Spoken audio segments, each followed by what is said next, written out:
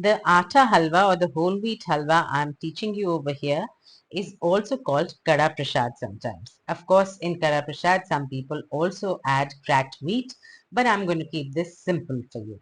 So to begin with, we're going to start with some whole wheat flour. So I'm going to add in 3 tablespoonfuls of whole wheat flour or atta into this medium-sized bowl that I have taken. The bowl, of course, needs to be a microwave safe bowl because we're going to be cooking quite a long time in it. To this atta, now I'm going to add 2 tablespoons of desi ghee or clarified butter. Now this is available overseas as well, but you will find this in packs of a minimum of 250 grams to half a kg. So if you're not planning on using desi ghee regularly, you can carry little sachets like this, which are much smaller, and basically you can use them up within a single use or at the most twice. So I've got 2 tablespoons of desi ghee into this, and now I'm going to mix this very, very well. The reason I mix this really well is that when I'm cooking this in the microwave, I want every last particle of that atta to get roasted evenly.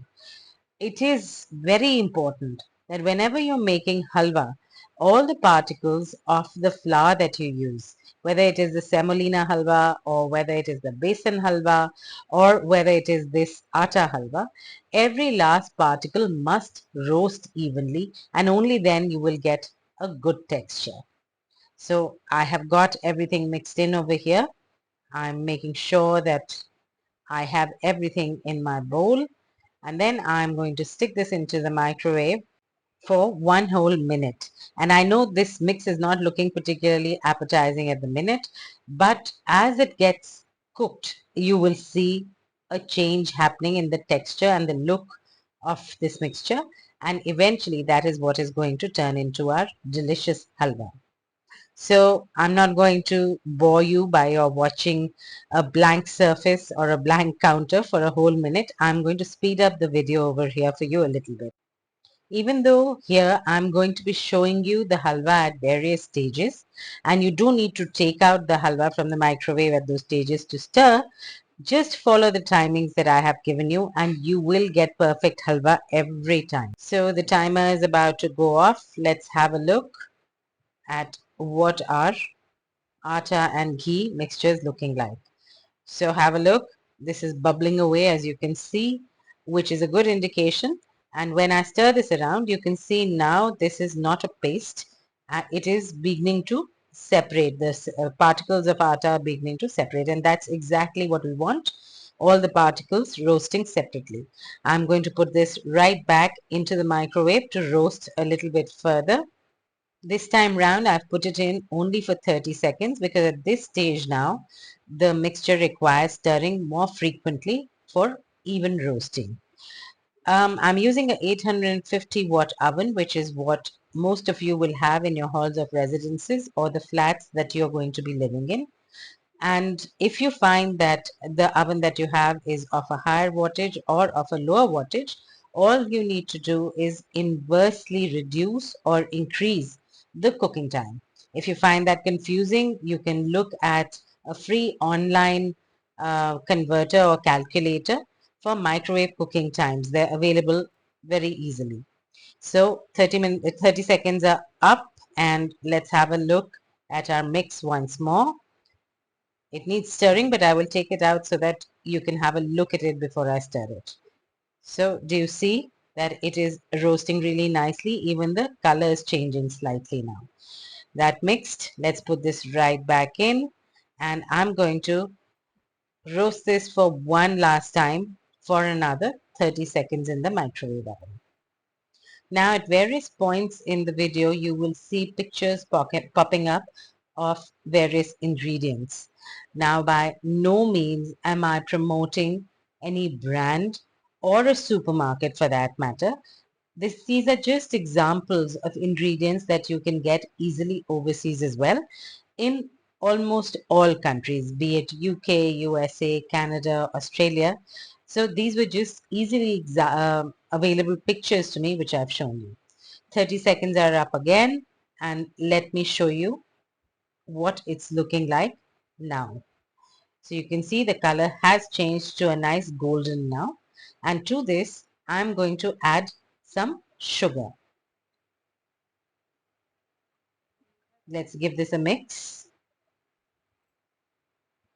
I'm going to add in now 3 tablespoons of granulated sugar.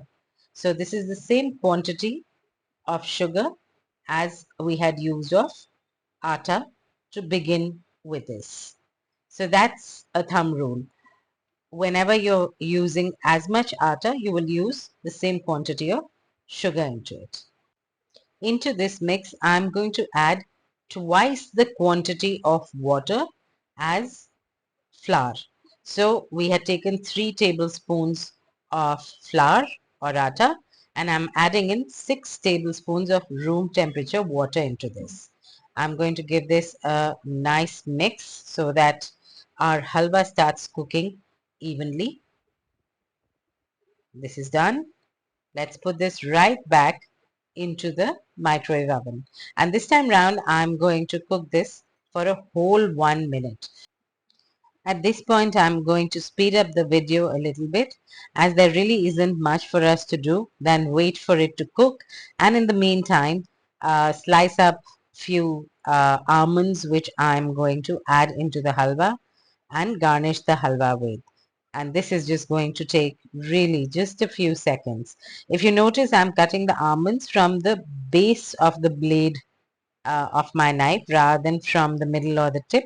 This helps in the almonds not flying around. So we're nearly at the 1 minute point, and I'm going to show you what the halwa is going to look after 1 minute of cooking. So with all that speeding, we're ready to look at the halwa now. Let me pull it out, and you'll be able to see that the flour has absorbed most of that water.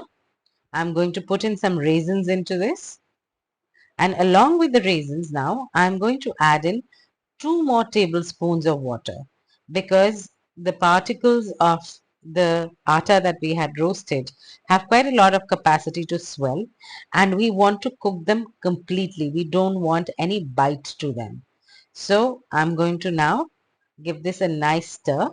You can see it's already thickened so much, and when we cook it further, it's going to thicken even further. So I'm going to put this in for 30 seconds and cook it, because now we're going to have to stir this halwa a little more frequently. So I'm going to put this in. I've mixed everything in very thoroughly to make sure that the water is absorbed evenly into all the particles. So by again speeding up the video for these 30 seconds, we can very quickly see what our halwa is looking like. The timer is about to go off, and I can take the bowl out of the microwave now to show you what it's looking like. At this stage, you will find that just the swelling of the particles is happening, and the texture is still very gloopy and sticky, and this is not a texture that we want to eat. So I'm going to give this a good old stir now so that all that moisture is distributed evenly again. And I'm going to put this back into the oven to cook further and get the right texture for 30 more seconds. I've sped up the video once more, and now you can see what it is going to look like after another 30 seconds of cooking. So as you'll be able to see, this is looking quite cooked on the inside, on the outside, but as I put a spoon through it and I mix it, you can see a gloopy texture, and this is not something that we want. So now I'm going to add in that 1 last tablespoon of ghee that we were saving, and this is going to help it roast and get the right texture that you would have in a Kada Prasad. So I'm just going to roughly mix this in. It doesn't need a very good mix. That should be more than enough. And I'm going to put this right back into the microwave for an extra 30 seconds now. Adding ghee at this stage also ensures that the sugars in the halwa get a little more caramelized, giving it that nice deep flavor.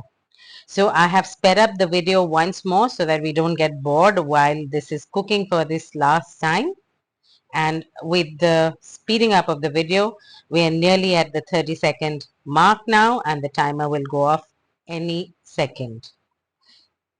Right, there goes the timer. So I'm going to now pull this out and show you. It's going to be really hot, so use something to hold it with. You don't want to burn your fingers.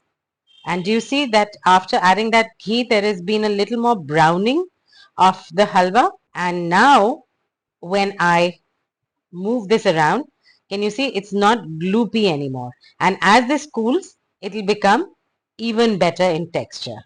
So within minutes, you can see how you can make kara prasad or atta halwa quickly. Let's add some of those nice almonds that I had chopped up to give it a yummy flavor.